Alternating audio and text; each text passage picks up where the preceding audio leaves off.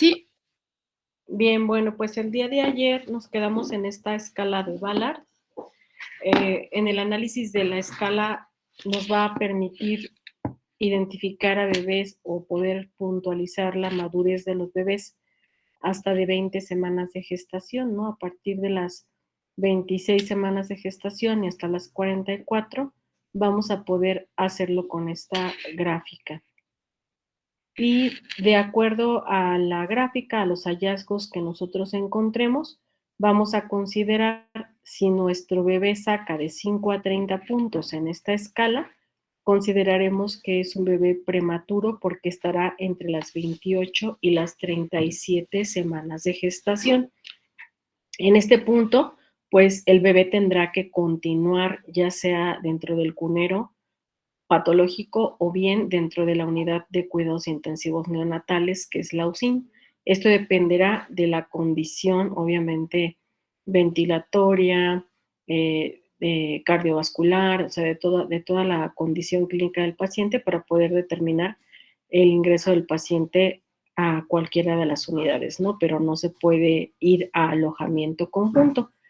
Cuando tenemos de 35 a 43 puntos, estableceremos entre 37 semanas a menos de 42 semanas de gestación y este será un bebé de término o ya un bebé maduro cuyas condiciones clínicas muy probablemente permitan pasar al bebé a alojamiento conjunto e inicio de lactancia materna exclusiva. Y cuando en la escala de Ballard encontremos de 45 a 50 puntos, hablaremos de un bebé posttérmino o postmaduro que abarcaría de las 42 semanas de gestación a más. Y pues estos bebés deben mantenerse en vigilancia, sobre todo porque al ser tan grandes o postmaduros, probablemente son bebés que estuvieron sometidos a hiperglicemia materna y eso condicionará en los bebés hipoglicemia o hipocalcemia. Si después de unas horas las condiciones del bebé permanecen estables y no hay hipoglicemia ni hipocalcemia, podremos pasarlo a alojamiento conjunto con su mamá para iniciar lactancia materna. Tenemos otros índices, como por ejemplo el índice de Miller, que también nos puede servir para establecer la edad gestacional y el índice de Miller va a ser la relación entre la talla y el perímetro cefálico. Vamos a anotar la talla o a dividir la talla en centímetros entre el perímetro cefálico en centímetros. Los valores normales de un bebé de término es de 1.36 a 1.54. Un recién nacido de bajo peso o prematuro será aquel que se encuentre por debajo del índice de 1.36 y un bebé con peso elevado o que pueda tener cierta posmadurez estará en una desviación a la derecha con más de 1.54 de índice. Y hay tablitas, ¿no? Como estas, pero si lo queremos hacer manual, pues tenemos este proceso. ¿Dudas hasta aquí, muchachos? No, doctora. Posteriormente vamos a hablar de la somatometría. La somatometría es la medición del cuerpo del recién nacido, el cual pues también nos va a permitir hablar un poco de concordancia, de la parte de en la biotipología de si hay simetría, si la conformación es correcta. Para eso nos va a servir la somatometría.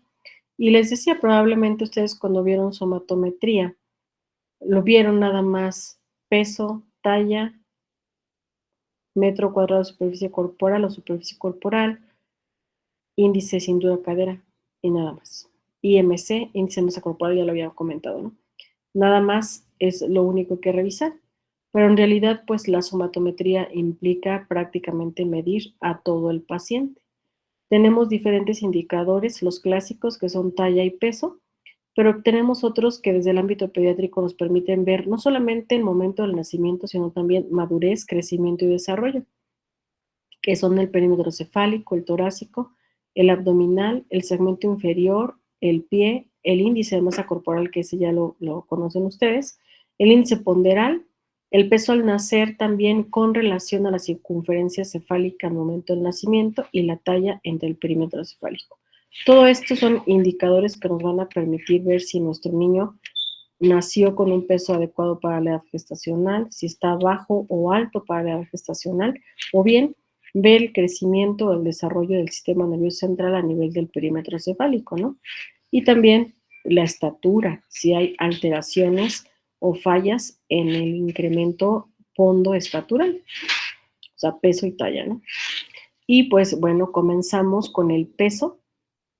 Para el peso de los recién nacidos tenemos básculas que son generalmente en todas las UCINes hay ya básculas electrónicas. Estos bambinetos que son como unas camitas donde podemos acostar a los bebés, unos balancines que son como bambinetos.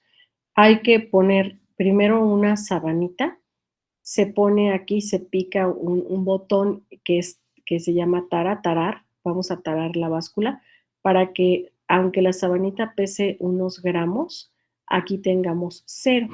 Y ya cuando colocamos a nuestro bebé, pues ya sería el peso real.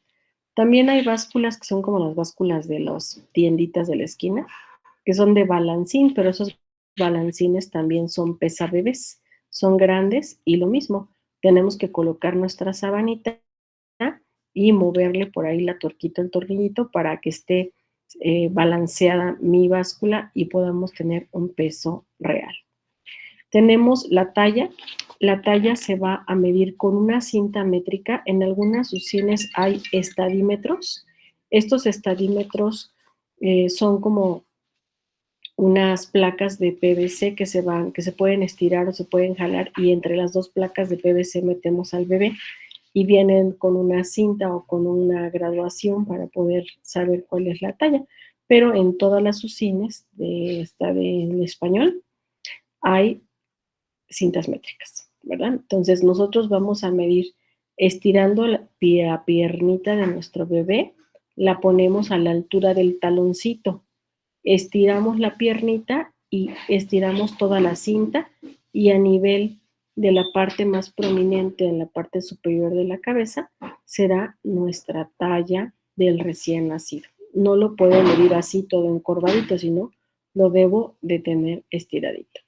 El perímetro cefálico va de la glabela, que es la parte más prominente de la frente, dando la vuelta en forma de circunferencia hasta pasar por el occipucio, que es la parte de la unión de los occipitales con los parietales, ¿no?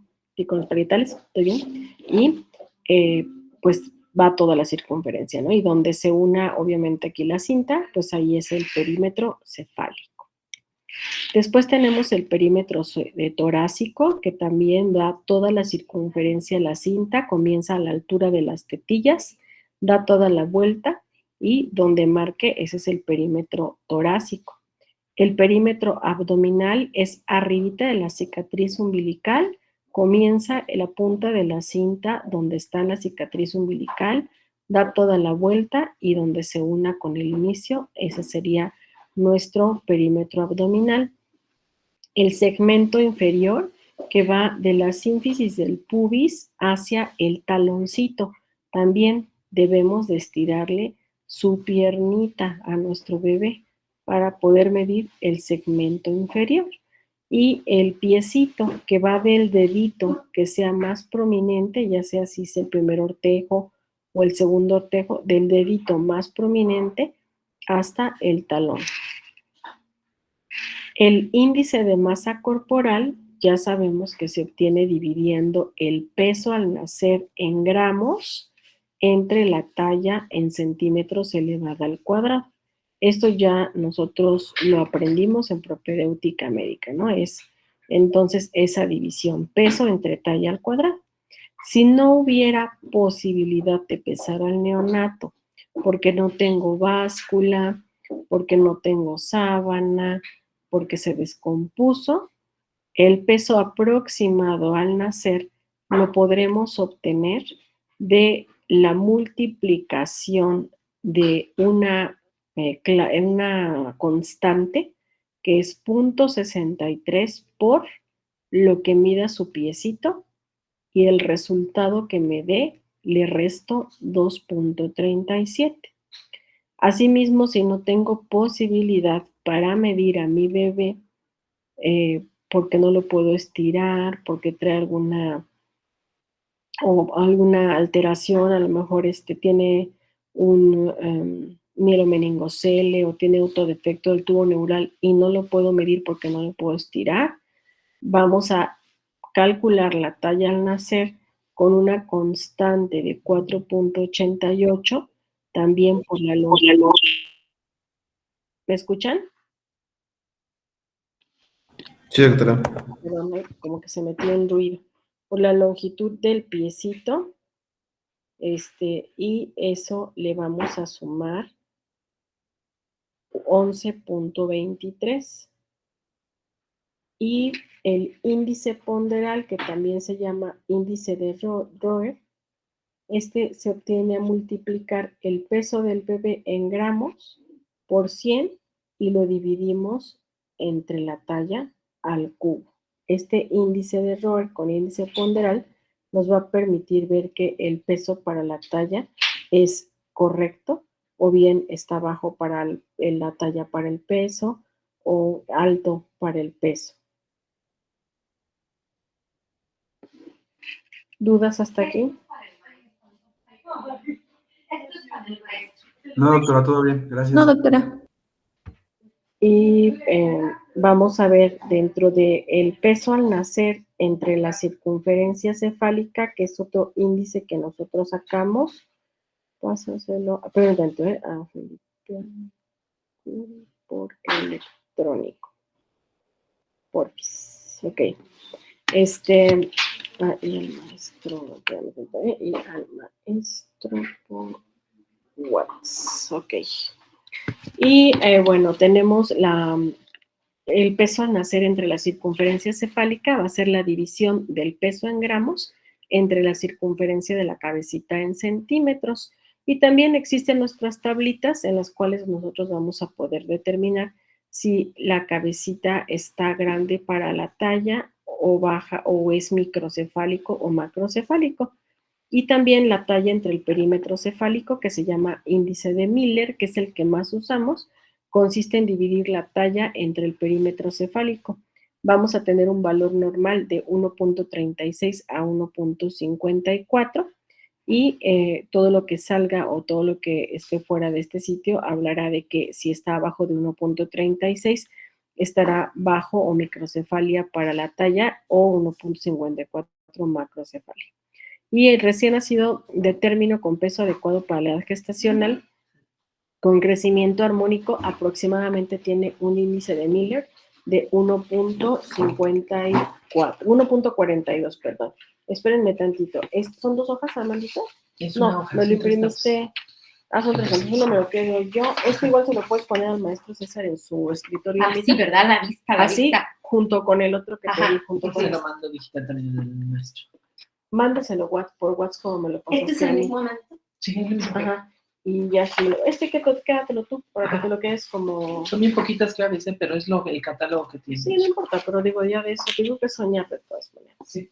Que esas son las claves que pueden ser adjuntadas. Le di a la licenciada Dulce un talonario. ¿Ya apuntaste el folio? Apunte los folios, porque va a ir mañana. Oye, Amandito, no se te vaya a olvidar pasárselo a Felipe también por electrónico. Pásaselo por WhatsApp y dile que eso es lo que adjunte. Espérenme, muchachos, tantito. Ajá. El doctor quedó de mandárselo a él por correo, pero ahorita voy a ver si me lo mando por correo.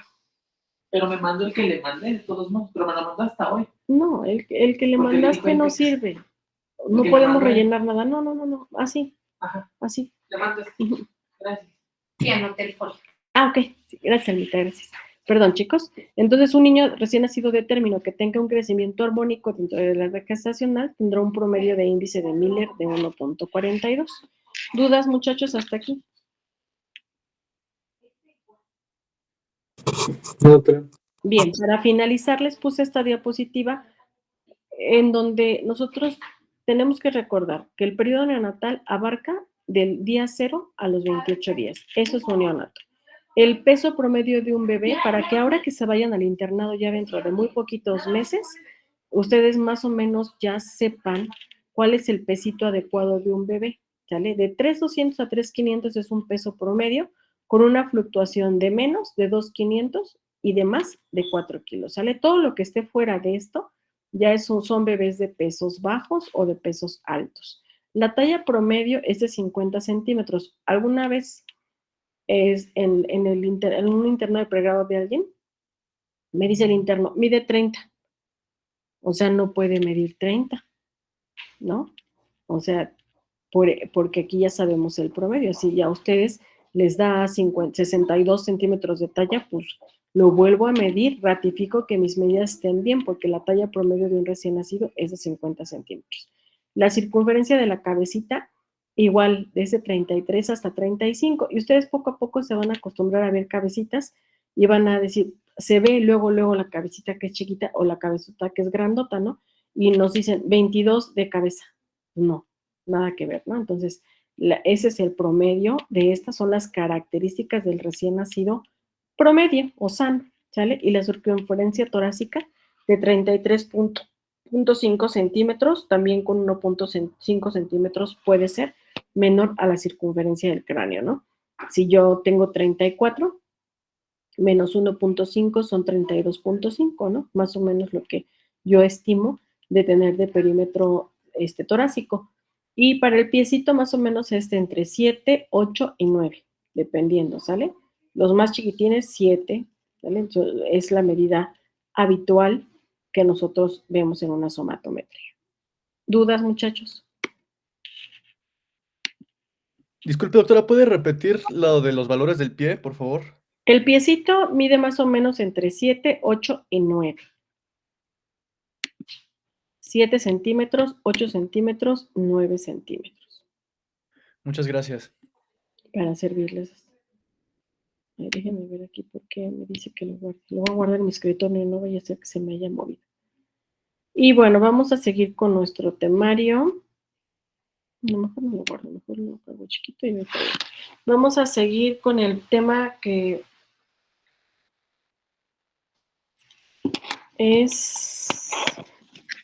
sigue siendo la parte de neonatología.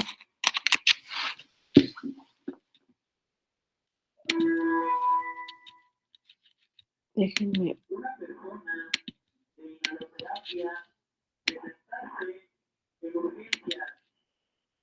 Una persona de inhaloterapia presentante a urgencia. Historia de neonatología. Ok, sigue patología respiratoria del recién nacido.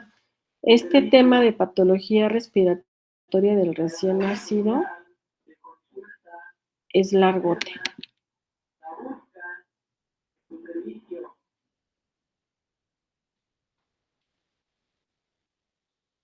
Personal de laboratorio, favor de contestar su extensión. ¿Ven mi pantalla? Personal de laboratorio, favor. Sí, doctora. Bien, pues vamos a hablar del síndrome de dificultad respiratoria neonatal. Y a partir de aquí, ustedes pueden leer los temas en las guías de perinatología. No sé si se les compartí las guías de perinatología.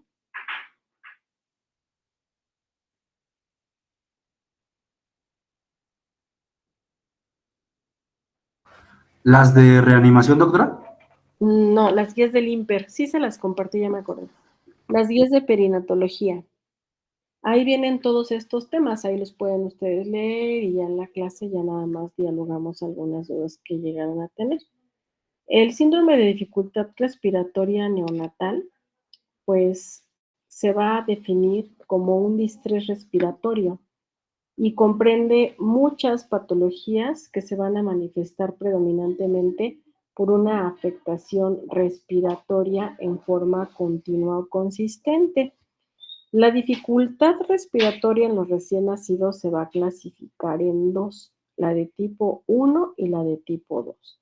La de tipo 1 se llama enfermedad de membrana hialina o distrés respiratorio por déficit de surfactante. El surfactante, recordar que es una sustancia que se encuentra al interior de los alvéolos y que para fines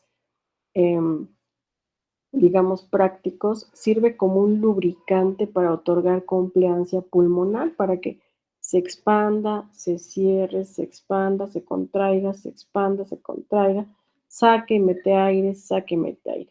En la membrana hialina, sobre todo en la etapa de prematurez, esa cantidad de surfactante es insuficiente para soportar esa compliancia. De manera tal que al no haber como lubricante, se forman unas membranas hialinas que impiden la compliancia pulmonar adecuada y el paciente comienza con dificultad respiratoria. Y tenemos la de tipo 2, que es un distrés respiratorio, que es un mal respirar, eso significa distrés respiratorio, leve o transitorio, y con mucha más frecuencia es la dificultad respiratoria del recién nacido, afortunadamente, de tipo 2. Y el paciente presenta taquipnea, retracciones leves, y esto permite pues que sea solo transitorio, ¿verdad? Que después el bebé se adapte como una mala adaptación del pulmón al medio externo. Recordar que internamente su intercambio de gases lo hace a través de las venas y arterias umbilicales hacia la placenta de la mamá, pero ya cuando nace se rompe completamente ese proceso y viene el proceso de la vía respiratoria, ¿no? Entonces, esta dificultad en la adaptación es una dificultad o una clasificación del distrés respiratorio tipo 2. Y bueno, son en general, tanto la tipo 1 como la tipo 2 van a tener signos y síntomas generales. La taquipnea, el aleteo nasal, la retracción subcostal y el quejido respiratorio. Tenemos otro, ¿verdad? Que es la escala de Silberman, la veíamos. Aleteo nasal, quejido respiratorio, retracción supraesternal, tiros intercostales bajos y disociación tóraco-abdominal. Ese es el Silberman. Claro, todo eso podemos tener alterado, pero también podemos tener taquipnea, que no está contenida propiamente en la escala de Silberman. Generalmente es una de las principales o primeras causas de ingreso a las salas de UCI. Afecta el 15% de los recién nacidos de término y el 30% de los recién nacidos prematuros. La etiología va a ser variable, ¿no? Porque puede ser de tipo 1 o de tipo 2, y aún así la etiología, lo que da origen a un tipo 1 a un tipo 2 es variable. La prematurez, claro que es una parte causal, pero hay muchas más.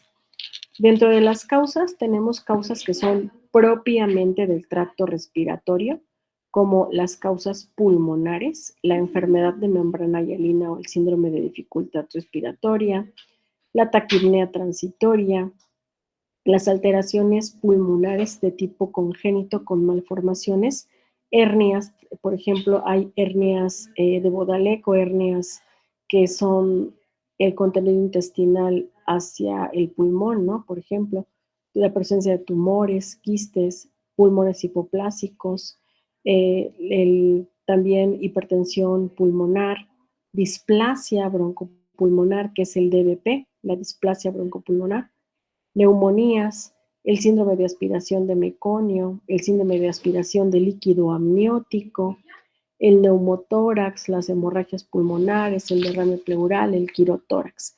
Todas estas son causas que obedecen a alguna afectación a nivel pulmonar y que pueden dar como resultado pues un distrés respiratorio o una dificultad respiratoria.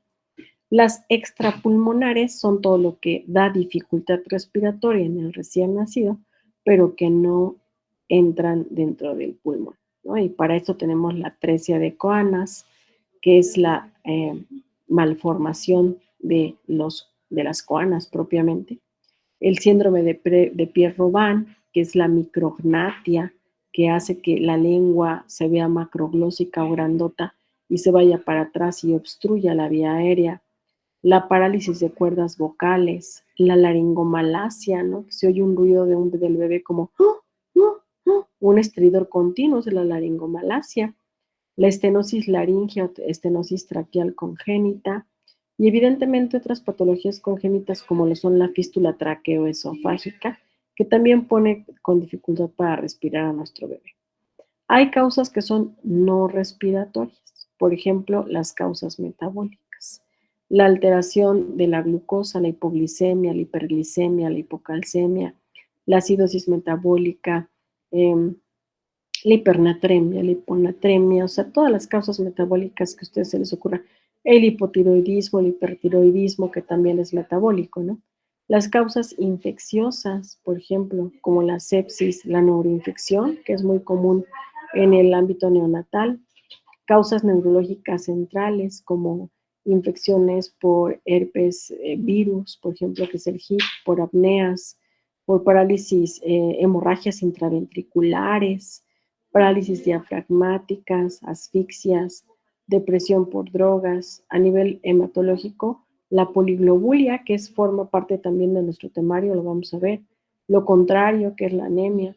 Las patologías cardiológicas como cardiopatías congénitas, también la hipertensión arterial pulmonar, las insuficiencias cardíacas, las arritmias, algunas otras causas que no tienen un órgano específico, ¿no? Sino la propia hipotermia, el que se me enfríe un bebé y no lo arrope, no lo seque correctamente, la hipotermia, la hipertermia, condicionar la dificultad para respirar, el reflujo gastroesofágico, la deshidratación, la distensión abdominal, las malformaciones abdominales, el choque, ya sea choque séptico, choque hipovolémico, choque mixto, cardiogénico, condicionará dificultad respiratoria. ¿Dudas hasta aquí? No, doctora. Gracias. Hablando propiamente de las más frecuentes, tenemos a la enfermedad de membrana hialina, que ya decíamos que es un cuadro causado sobre todo por una deficiencia de surfactante y que el nombre de membrana hialina pues deriva del concepto anatomopatológico donde va a haber fibrina y restos celulares que dan la formación de membranas hialinas que cubren a los alvéolos e impiden que haya una compliancia de entrada y salida de aire de forma correcta. Tenemos la taquipnea transitoria del recién nacido, que veíamos que es un síndrome de dificultad respiratoria tipo 2 y que va a ser un trastorno sobre todo del parénquima pulmonar que se caracteriza por la presencia de edema pulmonar que está determinado como resultado del retardo en la absorción del líquido alveolar fetal. O sea, el neonatito se queda con agüita. Es muy frecuente dentro de los recién nacidos, sobre todo en los nacidos por cesárea, ¿no? Porque al momento de pasar por el canal del parto, se exprimen, por ponerle una palabra coloquial, los alvéolos y se distribuye ese líquido, pero por cesárea es más difícil, ¿no? Entonces, estos bebés pueden presentar sobre todo taquipnea transitoria del recién nacido. En el síndrome de aspiración de meconio, el meconio, que es lo que el bebé evacúa, puede ser que lo evacúe antes de nacer y entonces el líquido amniótico se tiñe de meconio y el bebé puede aspirar este meconio. Entonces es una dificultad respiratoria en un recién nacido que aspiró líquido amniótico teñido de meconio. Y en la otra vertiente de frecuente de presentación es la hipertensión pulmonar. La hipertensión pulmonar en los neonatos es un síndrome en el que hay una falla respiratoria que está ocasionada por el aumento sostenido de la resistencia vascular pulmonar, lo que se va a traducir en una hipertensión persistente de la arteria pulmonar. Todo esto también da dificultad respiratoria. Hay ciertos factores de riesgo para que la mamá presente estas patologías respiratorias más frecuentes. En el caso de la taquipnea transitoria, ya decíamos, el nacimiento por cesárea, los trabajos de parto o partos tardíos, la sedación o medicación materna, el distrés fetal, es decir, que el bebé haya tenido sufrimiento fetal intrauterino, la diabetes gestacional, son factores de riesgo para que mi bebé nazca con taquipnea transitoria. Para enfermedad de membrana hialina es súper frecuente en prematuros hijos de madres diabéticas, en los niños, en los sexo masculino y obviamente en los embarazos o gestaciones múltiples, porque los pesos no se alcanzan correctamente, ¿no?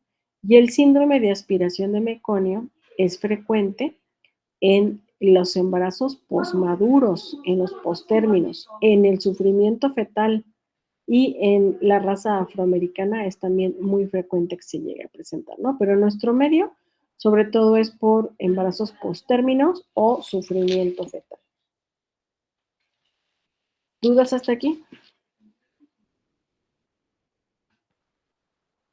No, doctora. Bien, entonces, ahora, ¿qué hacemos? Sería la pregunta con un neonato que nace con dificultad respiratoria. Bueno, independientemente de que vamos a ver dos clases de reanimación neonatal, los primeros cuidados, primero que nada, va a ser que yo verifique que la vía aérea se encuentra permeable. Dos, que iniciemos una monitorización para saber cuánto está saturando nuestro bebé, porque ellos tienen metas, no nacen con 90 a 95 de pulsioximetría, ¿no? Se van teniendo metas al minuto, a los 5 minutos, y estas metas tendremos que irlas cumpliendo. Pues vamos a monitorizar.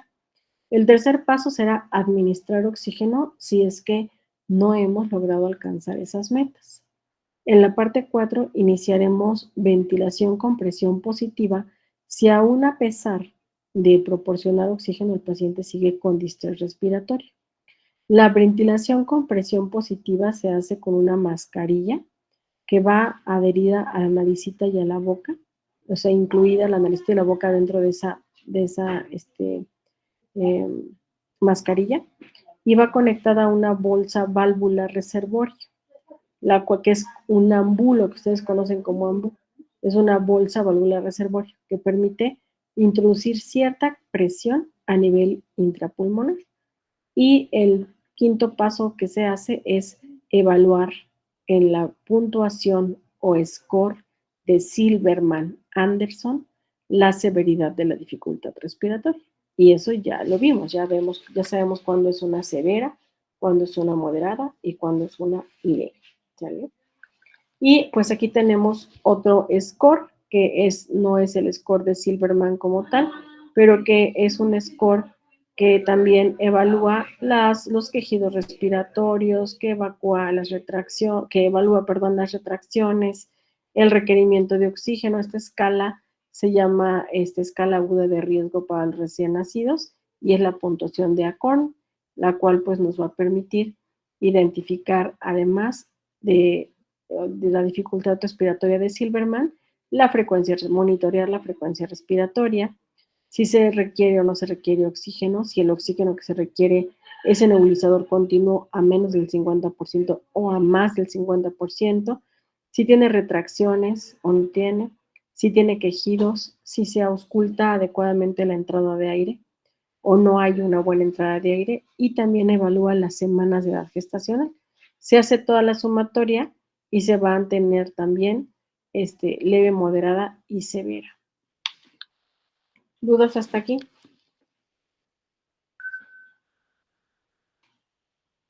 Doctora, ¿y qué puntaje es para leve? ¿Cuál para moderado? ¿Y cuál? De Silberman, menos de 7 a 10 es normal o no hay dificultad respiratoria.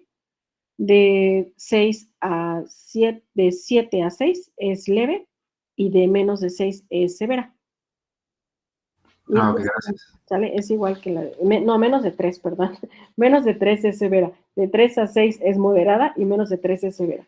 ¿Sale? Es igual que Silberman, no se preocupen, es la misma, ¿sale? La misma forma de evaluar. Y una vez que nosotros ya conocemos si es leve, moderada o severa, nosotros tendremos que evaluar. Si el paciente tiene dificultad respiratoria leve, lo voy a observar únicamente, voy a monitorizar de manera continua la SpO2, ya sea con un monitor o con un pulsioxímetro de los neonatales, pues son más chiquitos. Los más chiquitos, la única diferencia que tienen es que son menos sensibles al movimiento. La oxigenoterapia también la vamos a proporcionar para poder alcanzar las metas. Si el paciente presenta dificultad respiratoria moderada o grave, requerirá muy probablemente ya oxigenoterapia, pero con una modalidad ventilatoria de fase 2 que ya implica espérenme tantito, muchachos. Me están preguntando que si la fecha para ver los avances del recorrido es el 14 o el 18. El lunes 14. Lunes 14. Y que la fecha para entrega es el 18 Sí. o el 19. el 18. No sabemos, ese día nos vamos a poner de acuerdo si Entonces, el 14 18 nada más para ver avances. para ver avances. Ok, Ajá. gracias. Gracias, Anita. Perdón, y la dificultad respiratoria moderada y grave, decíamos, ya requerirá otro tipo de oxigenoterapia, ya con un CPAP, por ejemplo, que pueden ser CPAP nasales.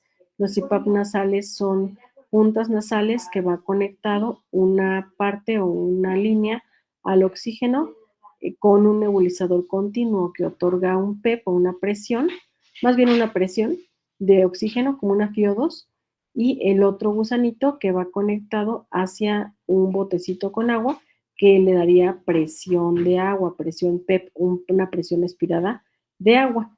¿Sale? Entonces, eso habla de que si yo le voy poniendo PEP al alveolo, va a mantenerlo distendido para poder hacer el intercambio de gases de forma correcta, ¿no? Entonces, hay otros que se llaman CPAP, que ya son maquinitas, que ya vienen igual, que les damos FiO2 a la maquinita, le anotamos el registro de la FiO2 de cuánto quiero de FiO2 y le pongo cuánto quiero de PEP. Es lo mismo que el artesanal, que se llama CPAP, pero este es CPAP y es una maquinita, ¿no? Tengo que monitorizar también mis signos vitales y como ya estoy metiendo un flujo continuo de oxígeno, necesitaré colocar una sonda orogástrica a derivación porque ese oxigenito puede irse también hacia el estomaguito y distender al paciente. Ahora, ¿cómo voy a estudiar la dificultad respiratoria? Pues voy a hacer mi historia clínica perinatal, que ya sabemos, tengo que preguntar sobre antecedentes maternos y neonatales, hacer un escrutinio clínico, preguntar sobre alguna historia obstétrica que me permita identificar que ese paciente tiene factores de riesgo para nacer con dificultad respiratoria. Voy a preguntar sobre antecedentes del embarazo actual, del periparto y también sobre datos del recién nacido, ¿no? Que es una evaluación general que nos va a permitir, acuérdense, determinar o estimar si un paciente va a tener algún problema. Y en el examen físico lo que se debe de revisar es los signos y síntomas, la frecuencia respiratoria. Si esta es mayor de 60 por minuto, estaremos hablando de polipnea.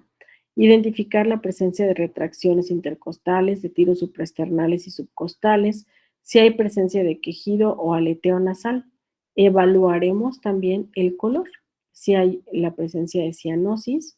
¿Cómo es esta cianosis? Si es periférica, solamente tal vez las manitas y tal vez alrededor de la boquita, o si es central, todo nuestro bebecito está cianótico, o bien si tiene coloración pálida, ¿no? Todo eso lo vamos a evaluar. Y aquí tenemos la escala de Silverman y debajo de ella tenemos el test de Apgar que ahorita vamos a ver, ¿no? Ya habíamos hablado un poquito del test de Silverman, donde vamos a evaluar la de cabeza a pies para no olvidarlo nunca, el aleteo nasal, el quejido respiratorio, la retracción gifoidea, los tiros intercostales y la disociación tóraco-abdominal. Y también vamos a ir dando puntos, ¿no? Decíamos 7 a 10 puntos no hay, de 4 a 6 moderada y de 1 a 3 es severa, ¿no? Si yo tengo de muy poquitos puntos, ¿no? Si ya tengo un paciente con gran dificultad respiratoria. Y bueno, 0 puntos implicaría, lo dije al revés, perdónenme, lo dije al revés. El 0 puntos implicaría que no hay dificultad respiratoria, obviamente. De 1 a 3 puntos leve, de 4 a 6 puntos moderada y de 7 a 10 puntos severa, ¿no? Entonces vamos haciendo nuestra sumatoria, todo vale 1 y aquí todo vale 0 y aquí todo vale 2. ¿Sale? 0 si no lo tiene, 1 si lo tiene leve y 2 si lo tiene muy, muy presente, ¿no? Entonces hago mis sumatorias, es 0, 1, 3, 1, 2, perdón, 0, 1, 2 y ya una vez que tenga el puntaje, ya me saldrá si es sin dificultad, con leve, moderada o severa. Y déjenme salir de aquí porque tengo que quitar el test de, es que lo tengo adjunto. Si lo quito, aquí está. Lo voy a quitar tantito, aunque ahorita, no, déjenme duplicar la diapositiva, porque no sé por qué lo tengo junto. Vamos a quitar el test de Silverman para que veamos el test de Apgar, ¿no? Que ya nosotros, cuando vimos el apartado de neonatos, ya habíamos visto el test de Apgar. El test de Apgar pues, me va a permitir evaluar al minuto y a los 5 minutos de nacimiento la apariencia, el pulso, las gesticulaciones, la actividad y la respiración, ¿no? Entonces también le doy 0, 1, 2 puntos. A la apariencia, el color, si está cianótico, si hay cianosis periférica, sobre todo en manitas, piecitos, o si está rosado. Y así le voy dando el puntaje. El pulso, si tiene de 0, menos de 100 o 100, le voy dando sus puntos. La gesticulación, si no hay respuesta, si hace muecas o si tose, estornudo, se muere o bosteza, se mueve o bosteza, le ponemos. En actividad, si está muy flácido, si tiene tono bajo, si está normal. Y la respiración, ausencia es 0, esfuerzo respiratorio lento 1 y llanto energético 2, ¿sale? Eso es lo que vimos en el apartado de neonatología, ¿no? Y la puntuación, igual vemos si el bebé tiene un Apgar, de qué puntaje es que nos va a permitir evidenciar si tiene de 0 a 3 dificultad marcada, de 4 a 6 dificultad moderada y de 7 a 10 satisfactoria, ¿no? Y bueno, dentro de los signos clínicos no respiratorios para dificultad respiratoria, también podemos monitorizar la frecuencia cardíaca. Cuando esta es mayor de 100 latidos por minuto, si hay la presencia de edema o mala perfusión periférica que evidencie un llenado capilar lento, y también puedo tener datos de palidez generalizada e hipotensión arterial. Dentro del examen físico para el diagnóstico, pues es muy fácil darte cuenta que un paciente tiene dificultad para respirar, ¿verdad? Porque voy a observar el patrón irregular al momento de la respiración. Puede haber respiraciones periódicas que vayan desde pausas o apneas, se llaman también, que la pausa respiratoria será el cese de la respiración de 5 a 15 segundos seguidos de movimientos respiratorios rápidos y luego otra vez ceses respiratorios. Ya la apnea será el cese de la respiración, pero que esté asociado a cianosis y bradicardia, ¿sale? Si tengo disminución de la pulsioximetría y bradicardia asociado a ese cese de la respiración, eso ya no se llamará pausa respiratoria, sino se llamará apnea. Y en la auscultación normal, pues tenemos que encontrar murmullo vesicular. El ruido respiratorio de un neonato es suave y también leve, o sea, es una tonalidad baja, pero si tengo sonidos cortos o sonidos largos o fuertes, pues también tendré que determinarlos. Y en una auscultación patológica puedo encontrar roncus, sibilancias, frotes pleurales, estridor, soplos, ¿no? Puedo encontrar todo eso. ¿Dudas, muchachos, hasta aquí? Doctora, entonces, las pausas respiratorias, o sea, por ejemplo, si solo hay 15 segundos, pero no, bueno, o sea, por ejemplo, si pasan de 20 segundos, ¿siguen siendo pausas respiratorias? O sea, forzosamente para que se considere apnea, tiene que haber cianosis. Y SPO2, ajá, cianosis o disminución de la SPO2. Ok, gracias.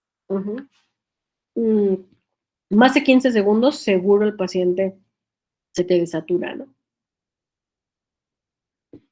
Bien, Ok, gracias.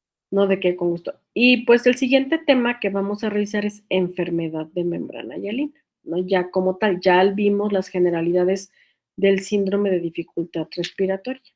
Y bueno, ya entrando en el tema como tal, la enfermedad de membrana hialina pues se va a caracterizar, dijimos, por una deficiencia en la producción de surfactante. Es típico en menores de 35 semanas de gestación. Dentro de este mismo grupo etario es más frecuente, hasta en el 60%, en los menores de 28 semanas y del 5% en los mayores de 35 semanas. O sea, mucho más frecuente sí en los menos de 35, pero todavía más en los más chiquitos. El factor de riesgo principal, además de los que ya vimos, es la prematurez. Y dentro de la fisiopatología, pues esta misma inmadurez del sistema del surfactante pulmonar, al no ser completada, pues da como consecuencia esta propia inmadurez, ¿no? Hay algunos mecanismos fisiológicos que pueden acelerar la maduración pulmonar. Y esta es la rotura prematura de membranas, ¿no? En recién nacidos prematuros donde la mamá rompe las membranas o hay salida de líquido amniótico, el bebé se estresa y eso puede acelerar la maduración pulmonar. La hipertensión materna también acelera la maduración pulmonar y el retardo en el crecimiento intrauterino. Hay algunas otras entidades o padecimientos que retrasan la maduración. Hay algunas que la aceleran, pero hay otras que la retrasan. En este caso, la diabetes materna, el hidrops fetal, la eritroblastosis fetal son condiciones que retrasan la madurez del pulmón, ¿no? No importa que a lo mejor sea por semanas de edad gestacional de término, pero va a tener un pulmón inmaduro por estas condiciones. Ahora bien, dentro de la fisiopatología como tal, el alveolo que tiene insuficiente cantidad de surfactante tiende a colapsarse y a ser inestable, ¿no? Porque no es ese lubricante que le da la compliancia. Por lo tanto, bueno, este paciente puede tener una respiración espontánea o asistida que va a ser con gran dificultad respiratoria o con gran necesidad de presión del ventilador en asisto control sobre todo, como consecuencia de un daño a los alveolos y a los bronquiolos terminales. Esto va a traer como consecuencia un aumento en la permeabilidad vascular y se van a acumular detritos proteicos y fibrina. Esto altera aún más la compliancia pulmonar, el movimiento de los surfactantes y da como resultado una falla respiratoria que a veces es difícil de mejorar y el paciente pudiera llegar a morir por esta dificultad.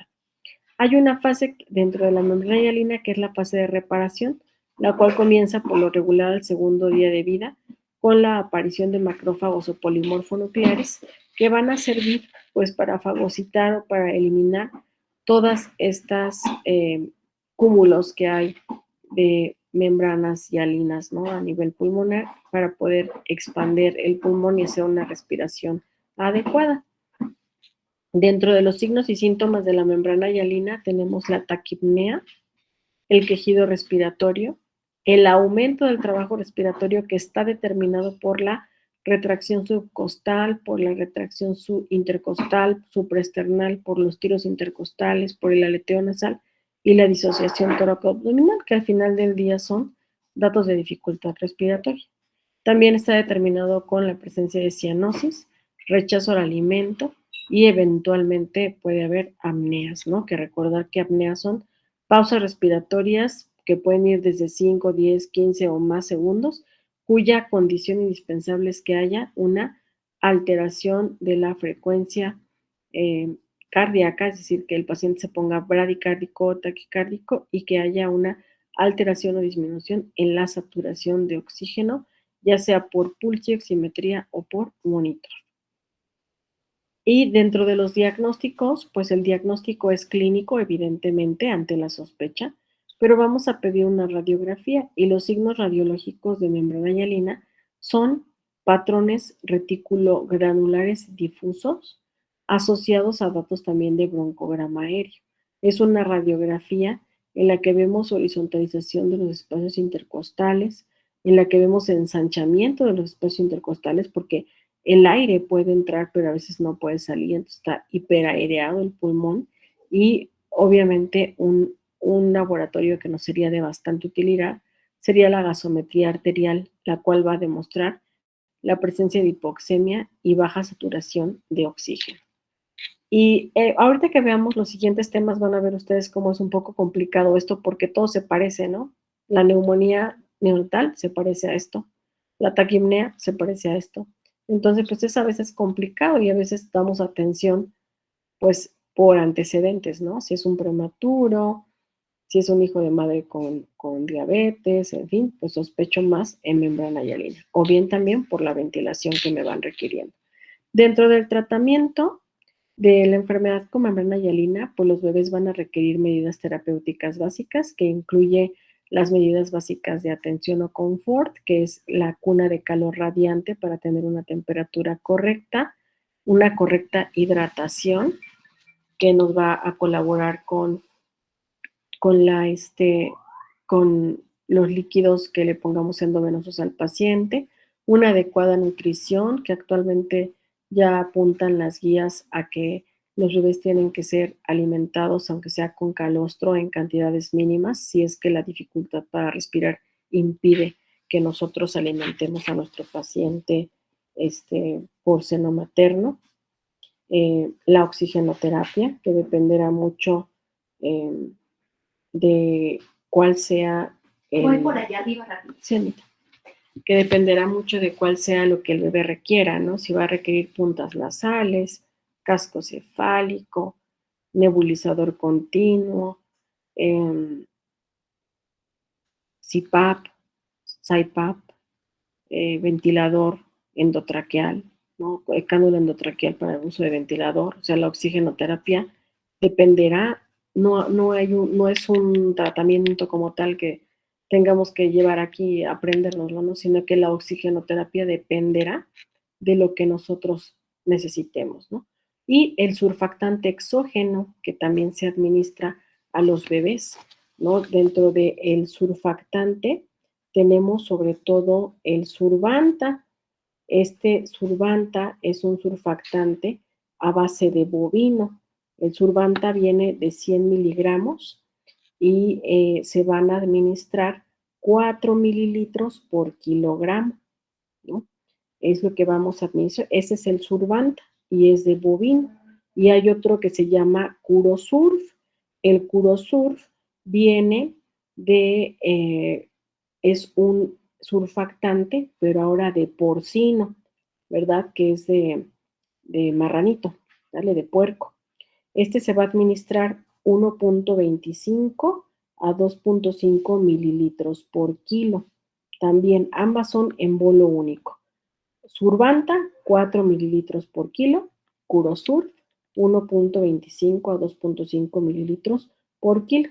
Se introduce cualquiera de los dos directamente a la tráquea, claro, a través de una cánula, ¿verdad? Y ese tubito endotraqueal le vamos a poner un poquito de la cantidad que le corresponda, ponemos al bebé de ladito, damos unas ventilaciones con la bolsa válvula y luego le ponemos otro poquito, lo volteamos del otro lado, del lado derecho, y le volvemos a dar sus ventilaciones, así hasta que terminemos, ¿sale? De administrar toda la cantidad. Ese es el surfactante exógeno y está bien indicado para pacientes con enfermedad por membrana hialina. Y el CPAP o el CPAP y la ventilación mecánica tendrá que continuar a necesidad. Hay muchos pacientes que les colocamos el surfactante, estaban intubados, colocamos el surfactante y retiramos la cánula para probar cómo va la ventilación y respiran bien y a lo mejor nada más requerirán puro CPAP o puro CIPAP y ya no más, ¿sale? Ya no requieren intubación. O inclusive hay unos que solamente requieren puntas nasales o casco cefálico, dependiendo la evolución. Entonces, la oxigenoterapia será dependiendo la necesidad. ¿Dudas, muchachos? Doctora, ¿nada más podría repetir otra vez las dosis del Surbatán y Curosur? Survanta. Survanta, sí. Survanta es de 4 mililitros por kilo. 4 mililitros por kilo de Survanta, es con V. Survanta es surfactante de bovino. Y el Curosurf es curo, así como de curar, curo surfactante. Curosurf, que es de porcino, de 1.25 a 2.5 mililitros por kilo. Gracias, doctora. Con gusto. Y bueno, la taquipnea transitoria del recién nacido, que es otro tema, donde vamos a ver que es un trastorno caracterizado, decíamos, por el edema pulmonar resultado de un retardo en la absorción de líquido alveolar fetal.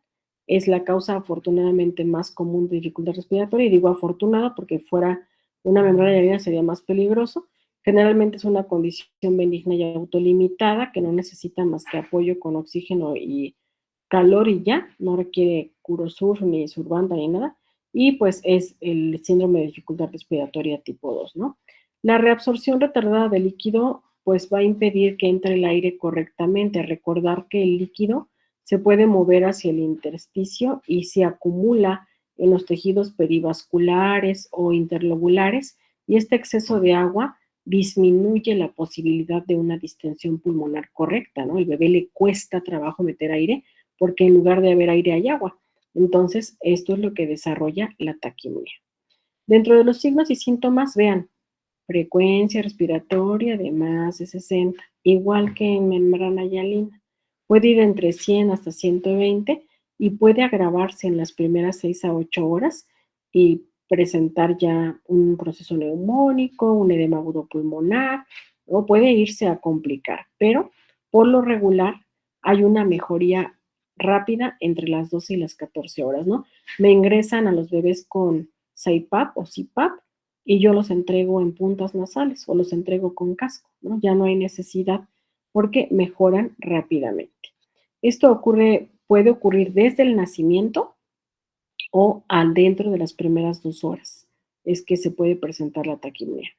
Puede haber un estridor o un roncus, aleteo nasal, retracciones, quejido. Puede haber cianosis de diversos grados y el tórax se ve como en tonel, se ve sobredistendido el diámetro antero-posterior.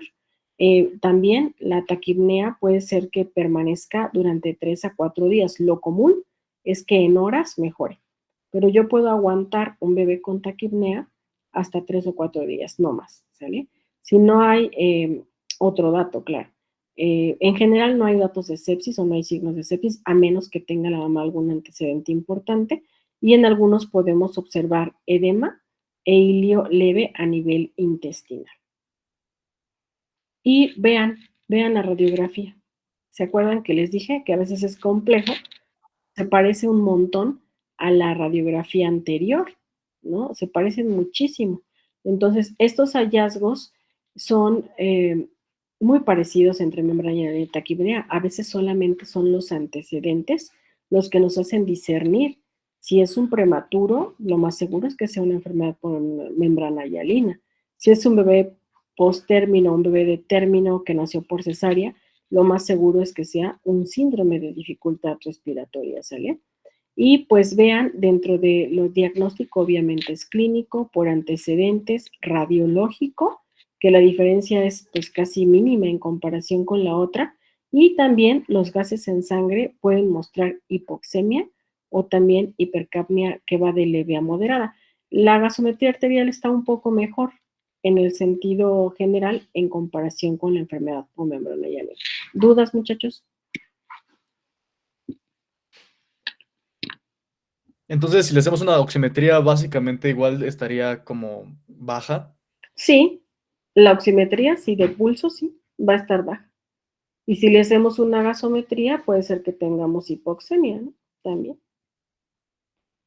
Entonces, por diagnóstico son muy parecidas, ¿no? El fundamento principal será sobre antecedentes perinatales, sobre características físicas del recién nacido, que me hagan discernir, ¿no? Sobre la mejoría inclusive con el apoyo con oxígeno. Y vean el tratamiento. El tratamiento es básicamente el mismo, ¿no? Su calor en cuna radiante, la nutrición o la alimentación temprana, que puede ir nada más por un poquito de calostro o estímulo enteral, que no tenga que ver en la nutrición con una alimentación de una tetada, una onza o seno materno a libre demanda, porque no puede comer el bebé, no porque está con dificultad, sino solamente es un estímulo enteral que permita la translocación bacteriana y que ese bebé tenga sus defensas, ¿no? La administración de oxígeno suplementario, que también dependerá del grado de dificultad que tenga, o sea, no hay una panacea que diga a todos puntas nasales, a todos casco cefálico, a todos CPAP, no. Dependerá de lo que el paciente requiera. Lo vamos a ver cuando veamos reanimación neonatal, como que aquí en CPAP y aquí en puntas, ¿no? Eso lo vamos a ver. El uso de antibióticos sí está justificado acá si es que lo vaya a iniciar, ampiamica o ampigenta, que es casi siempre el esquema de elección. Y en la taquipnea transitoria del recién nacido severa, donde hay un Silverman mayor de 7, podemos utilizar furosemida para ayudar a sacar ese líquido que el bebé tiene contenido a nivel del pulmón. ¿Dudas, muchachos?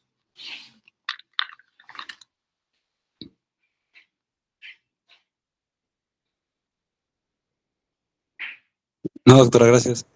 Muy Doctora, yo tengo una duda. bien. ¿Cuál es el pronóstico de la enfermedad por membrana hialina? Porque es un poco peor que esta. Ujú. ¿Pero sigue siendo bueno o es malo? Reservado, no es malo, reservado, muy reservado. Pon tú, si hablamos de mortalidad y tenemos a los dos grupos, el de membrana hialina tendrá un 60% de riesgo de muerte en comparación con el de taquipnea transitoria que tendrá un 10 o un 15%. Ok, gracias. Con gusto. ¿Alguna otra pregunta?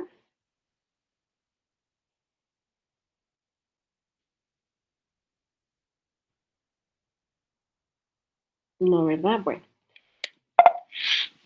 Tenemos tiempo, todavía hay más temas, pero ya, yo les digo siempre, pero ya es demasiada información, ¿no?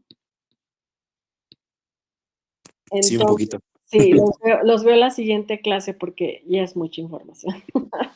Sí, doctora. Muchas gracias por la clase. Tienen el temario, lean por favor de las guías de perinatología. Siempre es más fácil llevarme el ritmo o comprender la clase si han leído antes, ¿no? Porque ahorita ya nos aventamos el de membrana hialina, taquipnea y vamos, el siguiente tema es síndrome de aspiración de meconio, encefalopatía hipóxico-isquémica, miocardiopatía, insuficiencia renal prerrenal y enterocolitis necrosante, que corresponden a la parte de dificultad respiratoria o patología respiratoria del recién nacido.